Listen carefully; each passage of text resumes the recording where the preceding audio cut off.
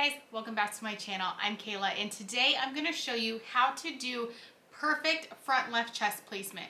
This is actually a question that I see all the time in different Facebook embroidery groups and on Instagram and things like that of how did you get that placement so perfect, or mine's crooked, what do I do? Different things like that. So I'm going to show you what I do to get perfect placement every time, and it is seriously the easiest thing in my opinion. I simply print out my design from my embroidery software and I tape it where I want it, and then I hoop it. I see a lot of people just take their mighty hoop and, you know, place the bottom underneath and then try to do it. I've done that so many times before I got my 5x5 freestyle stand, and it is hard. It is hard to make sure the magnet doesn't go sideways, to make sure your stabilizer doesn't shift, to make sure it's in line with where you want it. Sometimes you think you'll have it perfect and then it'll be crooked by just a tiny bit. And these magnets are so strong, they're a pain in the butt to open and close. Or if you just have the regular hoops, sometimes like as you're trying to shove in the top part, it's hard to place it. And I've also seen people, you know, do it with no printout, no sticker, no nothing. And I've also seen people use, I'll see if I can put a picture right here, use like little like crosshair stickers to show like the center of their design. And then they'll, you know, use a ruler or whatever, place it and then hoop it. I can't use those. I can't use just a tiny little sticker. I have said in a lot of my videos over the last 4 years of being on YouTube that I consider myself a professional eyeballer, and I can't just look at a sticker and know that it's straight. So what I do is I print out my design from my software. And I know this seems like a super simple thing, but I have had so many people tell me, how did you do that? Where did you get that printout? Is that just a certain software? Every single embroidery software has this. I have Chroma and I have Embroidery Essentials, and I'm going to show you here in a minute how I print this design. It's seriously the easiest thing in the entire world, and so I'm going to show you how to do that here. So this is Embroidery Essentials. I know this is what a lot of people have. This is what I started out with before I got Chroma, and seriously just super simple. The print button is up here. A lot of people don't realize that you can print directly from the software. I'm actually kind of surprised at how many people didn't know that. But to my knowledge, every single embroidery software has the print option. If you know of one that doesn't, leave it down in the comments below because I've never heard of it. But this one prints the horizontal and the vertical lines for you. And then if we go over here and look at Chroma Luxe, it's, you know, still a printer, but different style icon. And I actually like printing from this one better just because it gives you not only the vertical and the horizontal, but also the diagonal crosshairs that lead you to the center point. So it's really just personal preference. And then this also has the added bonus in, for whatever reason you didn't know which way your design went, it has an up arrow to show you where the top of your design is. So yeah, so that is just two of them, two of the different softwares that you can print from. You know, you have all your other options, but like I said, I don't know of any that don't offer the print option. So if you are one of the many people that didn't know you could print from your software, now you do. Okay, so now we have our design printed out and I have it cut out. And you can see that your design prints with crosshairs right in the center of the design.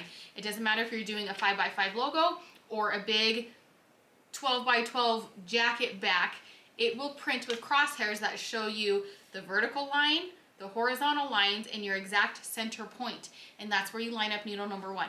So what we're going to do is we're going to place this first on our garment. I have just a regular, I think this is a Jersey's, oh no, it's Gildan hoodie that we're going to do today. And I'm going to show you just how I do it. I have my cutaway stabilizer hooped and ready to go. I like using my freestyle stand to hoop front left chest better than my whole like shirt stand over there. I feel like when I go to hoop it, it doesn't move the design as much, whereas with that, I have to like open the whole sweater and kind of like shimmy it on there.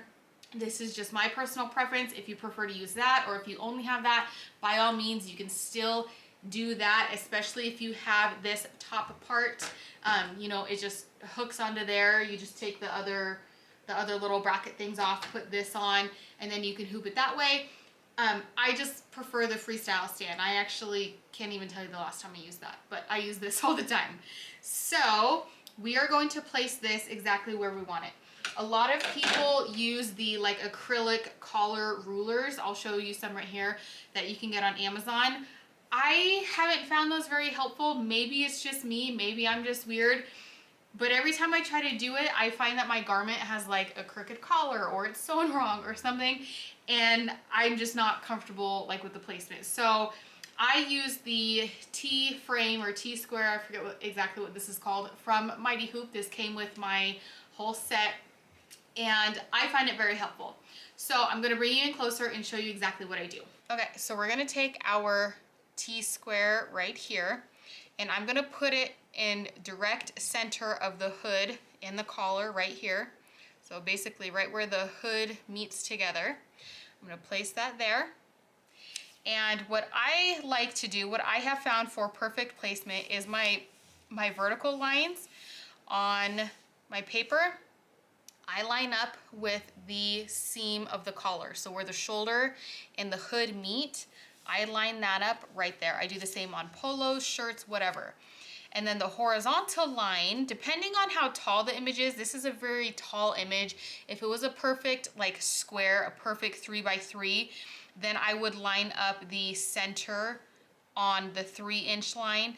But because this is a very tall one, I'm gonna line up the center probably on 3.5. Okay, so I'm really just eyeballing it like that. I'm very happy with that placement. And what I'm gonna do is I'm gonna tape it in place. So I just have basic packing tape. Sometimes I'll use heat tape. Honestly, it's just whatever tape is closest to me is what I will use. Now you don't wanna do too much because when you hoop it, you don't want the tape to be stuck underneath your hoop. I've done it before and it's not fun. So I'm gonna tape that in place,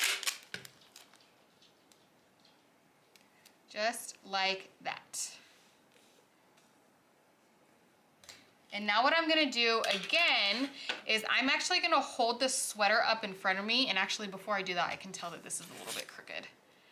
I'm gonna hold the sweater up in front of me just to make sure the design, you know, isn't crooked or anything. I'm gonna make sure it's perfectly straight and in line with the collar. Because sometimes you can lay it down flat, but then once you hold it up, you're like, whoa, that is leaning really far to one side. So I'm gonna lift it up. And that, actually, I went a little too far to the right. So now I'm just gonna undo one side and bring it up just slightly. Hold it up again. And that's perfect. Okay, it is not the most like scientific or maybe even professional way, but that's what I do. And for good measure, now that I have it where I want it, I'm gonna tape the top. And now we're gonna hoop. Okay, now we're gonna hoop, and when I hoop, whether it's a polo or a sweater, I like to use basting adhesive just for good measure. I don't like the fabric to shift around on top of the stabilizer while it stitches. You can lose registration that way. It's only happened to me a couple times, but since I adopted using this every single time, I don't have it happen at all. So now I just do it every single time out of habit. So I'm gonna spray my stabilizer, and then we're gonna hoop.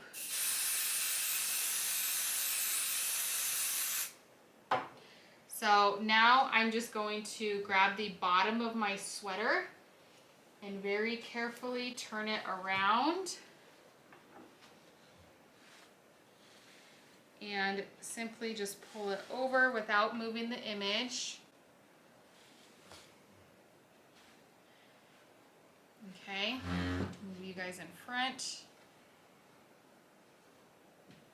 I'm going to take the top of my hoop and place it and line up the lines on my printout with my center points here on my hoop to help me out. Okay, so just making real minor adjustments that I can see.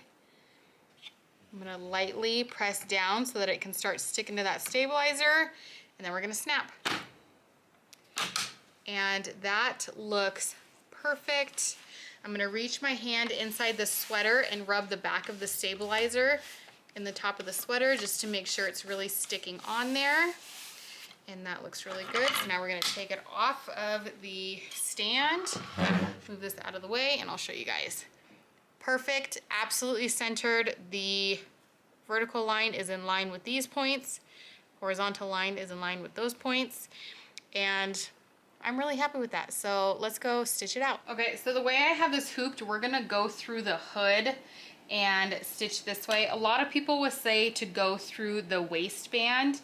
I can see that with like maybe a large back or something, but this is an extra large hoodie. The collar's not gonna stretch. It's a very small design, so I'm really not worried about the sweater pulling as it goes from side to side. But I am gonna reach through and make sure the sweater is not like underneath the hoop, because there's nothing worse than taking something off and realizing you stitched it to itself. So now I'm gonna get my design ready and then I'm gonna show you how to line it up. So we have our design ready to go. I have the center crosshairs completely directly underneath needle number 1, which is where we trace. So holding that down, I'm gonna trace. Perfect. You could contour trace for a good measure, but I really don't need to. So now I'm gonna carefully lift up our design. This is why I said to make sure your tape doesn't go under the hoop, because I've done that before and you have to pull it and then it pulls the sweater and it's just a whole thing. So now we're ready to go.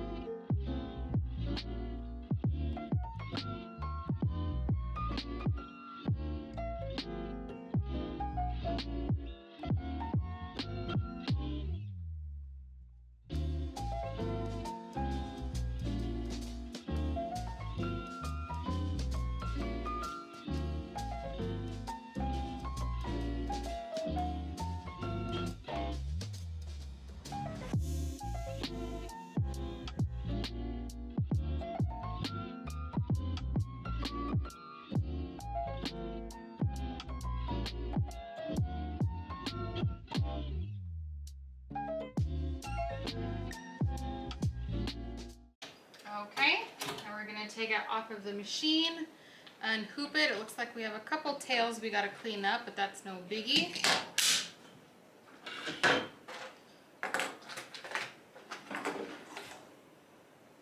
Now what I like to do once I have everything cut is I just go over it real quick with a lighter. This obviously will depend on what material you're embroidering on. Do not do this on like fleece or anything like that, but I just do it real quick to get the quick little, you know, frillies from cutting jump stitches. I missed one right here.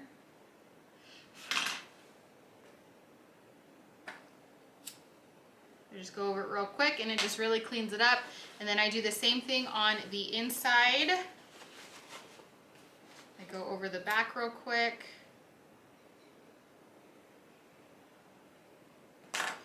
And then we cut the stabilizer to size.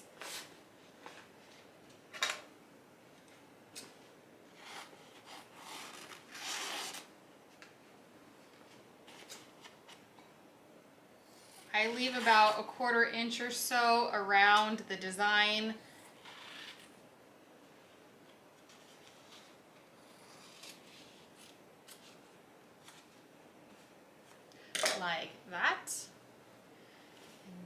gonna take a look. Let me see if I can hold it up and show you guys somehow, try to show you how straight it is. It's very hard to hold it up, but yeah, turned out absolutely perfect. I'm very happy with this placement. I actually have another one of these to do, so I'm gonna bust that out and get that done. But I just wanted to show you guys real quick how I do front left chest placement and how I get it in the perfect spot every single time. So I hope you guys found this video helpful. I hope when I showed it up, it actually looked straight, because it is. It's just hard to show it up for the camera. But yeah, leave me a comment down below and let me know what you guys think, what you guys do to measure and make sure things are straight. And I will see you in my next video.